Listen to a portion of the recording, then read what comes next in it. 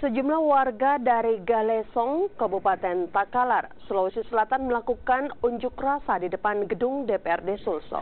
Warga menuntut Gubernur Syahrul Yassin Limpo untuk menghentikan seluruh aktivitas tambang pasir di perairan Takalar karena berdampak bagi buruknya kehidupan warga pesisir.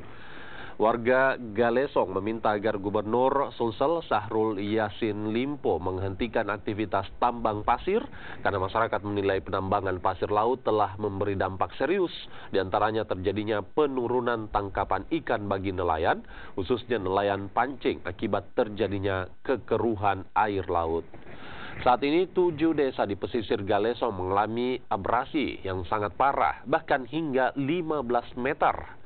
Selain itu, warga juga menolak ranperda zonasi wilayah pesisir dan pulau kecil karena dianggap akan menambah kerusakan daerah pesisir Galesong.